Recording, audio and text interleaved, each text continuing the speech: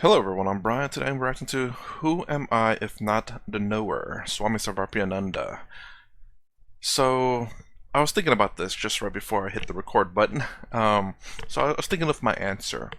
It's like consciousness, knower or witness. I was thinking, in order for you, now this is my assumption, even though I've watched many videos, I'm still kind of iffy on the exact details. In order to be the knower, you must be affected by information. And you must retain information to be a knower. To be a witness, you don't have to be affected by information. You don't have to retain any information. A witness is merely someone who observes, but doesn't need necessarily a retention of the information. So that is my assumption. This is the reason why you are the witness and not the knower. Let's go ahead and get started.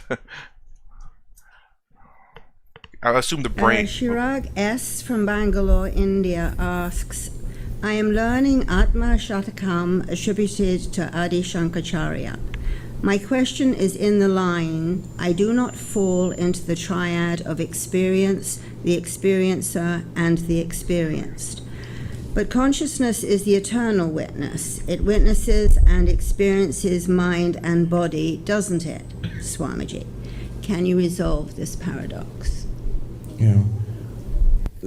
Let me just dwell on this question a little bit before we try to answer it. It's always interesting if I understand the question and then try to answer it.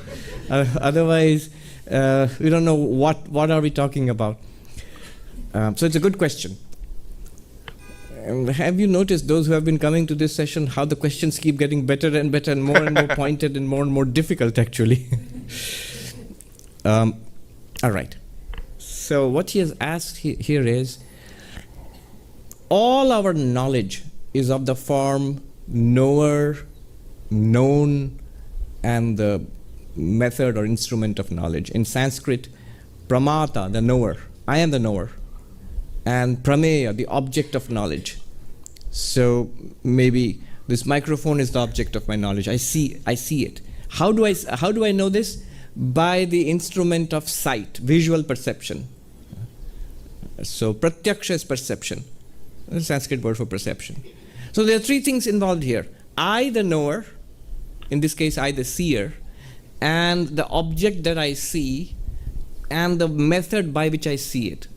The eyes. You are also a knower, and the object of your knowledge is my words, and the method of your knowing these words is ears. So it's auditory perception. The Sanskrit words for these three are pramata, the knower, prameya, the known object, and pramana, the source of knowledge or the instrument of knowledge. So this is basic epistemology, the philosophy of how we know things. It could be, the instrument of knowledge could be perception. You could see, hear, smell, taste, touch things. Or it could be inference. We always make common sense inference. So it's maybe you look at the train schedule and you say, oh, there's a train at 11:10 and this time is coming now, so there must be a train now. I infer from that knowledge that every time at 11:10 a train comes in the subway there. It's 11:10 now, therefore there must be a train there. I don't see it. I haven't seen it yet. But based on my previous experience, I make an inference. So inference is another source of knowledge. Then there are other sources of knowledge. Another main source of knowledge is authority. We don't think so, but it's true. Often even all of the science and all we do, we think it's inference, but it's not really inference. Only when those who produce that knowledge, it's inference for them. They collect data and make inference about it. But when we learn it through textbooks and professors, and the information is given to us and we take it on trust, on authority, on good authority. That's the whole meaning of peer-reviewed journals, on good authority. You need to, there's a community of knowledge and they verify that this knowledge is trustworthy and they give it to us and we accept it. So on authority, it could be scientific authority, it could be religious authority, whatever it is. So these are the ways of knowing. Now, what he is asking is that he read in a poem by Shankaracharya, which tells us about the self, that you are pure consciousness. You are neither the known, nor the knower, nor the instrument of knowledge. The three things, the triad, any knowledge is these three things. So it's a classic way of pointing out pure consciousness, that you are not the knower, you are not the known object, and you are not the instrument of knowledge. Okay. Clearly, you're not a known object because pure consciousness is not an object. It cannot be known as, like the microphone. So it's not a known object. And you're not even the knower and not even the instrument of knowledge. Pure consciousness is not the eyes or the ears or even the mind. Which is the knower. Then he's asking the question, but we always are told that pure consciousness in Vedanta is the witness of all experience. You're the witness consciousness. So are you the knower, for example? Are you part of that knower, known and method of knowledge, or are you not? Now do we begin to see what is the question? All knowledge is knower, knowable, and the method of knowledge. And we are taught that Shankaracharya, we are taught that you are the witness of all knowing in Vedanta. You are witness consciousness. But there Shankaracharya is saying you are not the knower, you are not the knowable, you are not the method of knowledge, instrument of knowledge. So which is it? The answer is this. There is a distinction between consciousness, the witness consciousness, and the knower. Let me repeat this. There is a distinction between the witness consciousness and the knower. What happens is this. You are consciousness itself, according to Advaita Vedanta. We are that. And this consciousness is reflected in the mind.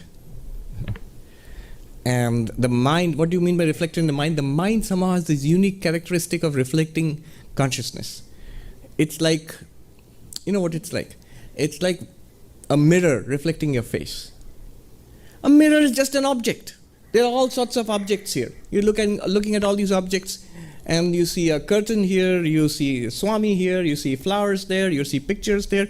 But if I hold a mirror up, what will happen? You'll see a mirror, but also you'll see yourself. That's the unique thing. If you look at the curtain, you don't see yourself. You just see the curtain. But the mirror is also an object just like the curtain. It is a unique property, capacity of reflecting back your face to you. So on that analogy, mind is something that also reflects consciousness. And therefore, reflecting consciousness, it becomes a knower. So the mind plus reflected consciousness. How is it a knower? Whatever is happening in the world, our senses gather that information and dump it in the mind. So with eyes gather visual information, forms, colors, shapes. Ears gather auditory information, sounds and all, vibrations. Tongue, nose, skin, and all of that information is dumped in the mind. In the mind, therefore, it's like visualized as a lake in which ripples are set out because of the information coming in from outside. And what else is there in the mind? The reflected consciousness. And that reflected consciousness illumines whatever is going on in the mind. Another good example is the sun in the sky, and you put a pot of water there, and in the water you will find a little flickering, shining little sun, a reflected sun. And that little sun can also have it behaves like the real sun in a tiny way. It illumines something just nearby. It can do that. And so whatever is happening in that little pot of water is also illumined by that little flickering light. Similarly, whatever is happening in our minds is illumined by this reflected consciousness. This illumination of whatever is happening in the mind is called knowledge by us. And it takes a long time to explain it. It happens instantaneously. It's happening all the time. So what's happening is when I focus on the microphone, and an image of the microphone, a mental image of the microphone is created. Light is reflected from the microphone, it goes into the eyes, and from the eyes through the optic nerves, you see, very interesting. The microphone doesn't go into the eyes. And then you have to call 911. It's just light goes into the eyes. Whatever we see in the world, it's very interesting. Whatever we see in the world, people, animals, plants, just sky and earth, all that goes into the eyes is just light, reflected light. That's all it can collect. And then there an image is formed. And then From there, even the image is not there anymore. After that, just it's tiny bursts of electricity racing along your optic nerves to certain brain centers. And then what happens? Nobody knows. Nobody knows. I mean, scientifically, nobody knows. We all know practically what happens. We get a mental image. How those little bursts of electricity become a mental image, what's the connection? That's the hard problem of consciousness. Anyway, but what I'm saying is, the mental image in the mind, it's an image in the mind, that is illumined by the reflected consciousness, and that's what we call knowledge. Because we get, at that moment, I get the feeling here, I am seeing a microphone. So this is knowledge. Now, when Shankaracharya says, you are not the knower, you are not the object of knowledge, you are not the instrument of knowledge, what he means is, the object of knowledge is this microphone. The means of knowledge are the eyes and the brain and the mind and whatever. And the knower is the reflected consciousness. You, with the help of that reflected consciousness in the mind, you become the knower. Interesting. I would have said the mind would be the knower. Or what did the brain be?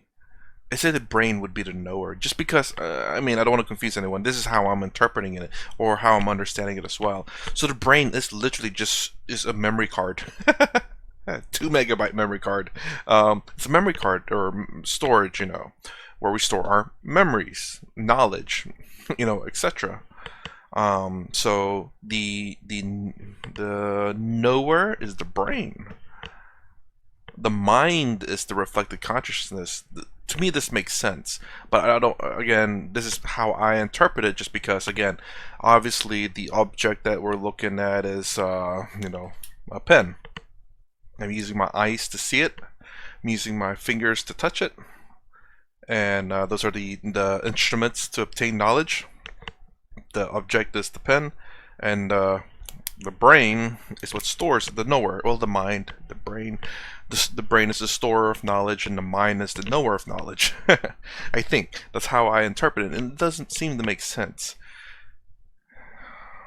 I do remember Swami Taramananda also looking at reflections, explaining consciousness as reflections in buckets of water.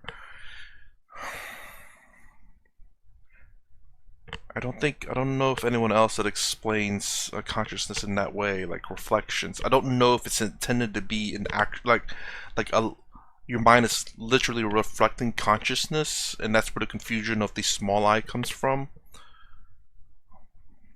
You will help that reflects consciousness in the mind. You become the knower. But I guess without the mind, I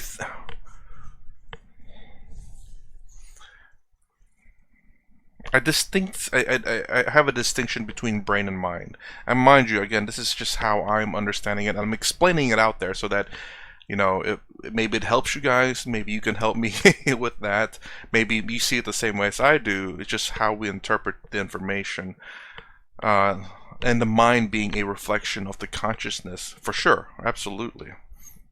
And the brain being the storage of the storage of the information, knowledge, and the knower being the mind, because the mind itself is the little I, the ego, as we call it, and the mind is the knower. But what are you really? You are the pure consciousness. It's just like telling the sun that you are not the pot, you're not the water, you're not even the reflected sun. You are that's one sun in the sky. So in that sense, now notice, in that sense, you are not one of those three: the knower, the knowable, and the instrument of knowledge. You're with me so far? Yeah. Not very confident. Just take it in this sense: the witness consciousness is not the knower, the knowable, and the instrument of knowledge. However, the knower cannot function without the witness consciousness. Another example is very helpful here: sunlight and moonlight. So at night, the moon is the illuminer. The earth in the darkness at night is the illumined. And how does the moon illumine the earth? Through moonlight. So you can happily tell the sun, "Oh sun, you are not the moon, you are not the moonlight, you are not the earth," right? And yet, it's also true there wouldn't be any moonlight without sunlight, right? So without sunlight, the moon wouldn't reflect anything, and there would be no moonlight coming on the earth, and the earth would not be illumined. So imagine the moon is the knower. Yes. Right? And the moonlight is the instrument of knowledge. And what is known is the earth at night. Well, that's a pretty good example too, in terms of the ego as well. When we think of ourselves as the moon, we think of ourselves as the one that's, the moon that says we are the one that's reflecting that, like we're the one that's observing. In reality, we are the sun, which is what's providing the reflection, providing the moon with the ability to observe, to reflect light, actually. For the moon to have an illumination, to illuminate the earth. So without the sun, i.e. consciousness, the moon, our bodies, would not have the ability, or our mind bodies, would not have the ability to see the earth. The moon would still exist, but without consciousness, it means nothing. That's how I'm interpreting that. None of it would be possible without the sun. And yet the sun is none of them. That, I think, makes it clear. In one sense, the moonlight is not sunlight. In another sense, moonlight is nothing but sunlight. I remember this cartoon I saw. There is supposed to be these vampires. They cannot stand sunlight, so they come out of their coffin at night, and then they scare people. Right? Now there was this cartoon. I remember that this vampire has come out of his coffin and is scaring this guy, and this guy is a scientist. He's very scared, and the vampire comes at him, and then and there is moonlight. And then the scientist tells the vampire, "You do know that the moonlight is sunlight, right?" And the vampire screams in pain and rushes back to his coffin. Never seen that one. So it's enough to drive him back to his coffin. I knew a Swami once who lived in a coffin. Yes. There's this Swami in the Himalayas, So some of the Swamis, they live in cottages, some live in caves, and this Swami lived in a very nice cave. So I went to visit him. And this is very high in the Himalayas, on the bank of the Ganga there. Real quick, it's very odd to say he lives in a very nice cave. It's like to me, now I just thought about it, it almost sounds like this cave's a mansion. Like, it has luxurious curtains, nice, Serta mattress or whatever fancy mattress is. Like, a very nice cave. I don't know, I guess, you could say there are such things as very nice caves, but it's really weird to say that. Stunning scenery and everything. Now what happened was, in that cave, years ago, a very famous Swami used to live there, and he practiced meditation. Then he went out and taught, he became very famous. When he died, I think it was his last wish to be taken back to that cave, and Swami's bodies are generally not burnt sometimes, and they're either immersed in water. So that's what they did with the followers of that Swami did that. They took his dead body in a coffin and went to that cave, and then they immersed the body in the water. But the coffin was left behind. It was a nice coffin.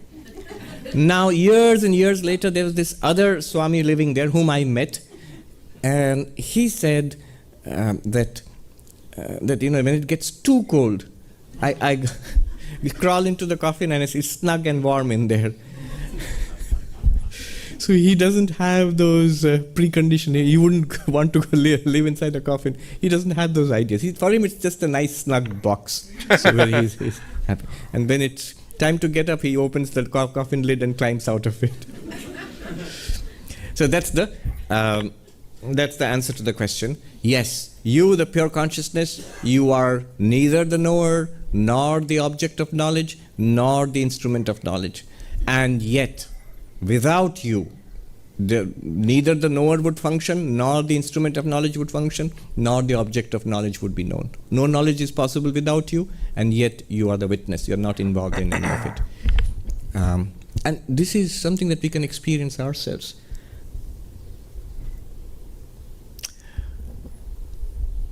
All right, I'll leave it till later. There's something else I could have added. Anyway, we have to go ahead. Okay. So how I understood is kind of to just summarize it a little bit. So obviously the object of knowledge, the instrument of knowledge is my eyes and my fingers, and the knower is my mind. I guess the instrument of knowledge would also be your mind, your fingers, and your eyes. And that just fell to the ground. So the pen is, again, the object that we know. Fingers, eyes, and brain are the object of knowledge. Your brain remembers it, has an image of what a pen is. Your fingers used to touch, feel, operate the pen. The eyes looks, sees how it's supposed to be held. Probably not the right way. And how to write, where to write. The brain remembers how to hold it, how to write, how to operate it. And then the mind is the knower, because the mind is what tells the brain, the hand, the eyes to where to look, where to place the pen, to click it, to start writing. The knower, being the mind, is a reflection of the consciousness, which is the ego. This is how I am understanding this. If you have any objectives, let me know for sure. But I think I'm pretty right on that one. And hopefully, I don't know if anyone doesn't know this, and if I'm right, be sure to read the comments. But I think that's a fairly good statement I made. The knower is the ego. The little I feel like doing this, thinking that the I is the mind, not the big I, which is Atman. Atman. Let me say that again. Okay, anyways, that's my reaction to Who Am I If Not the Knower. If you like my content, please consider subscribing. Thumbs up, thumbs down below. Thanks for watching. I'll see you in the next vid.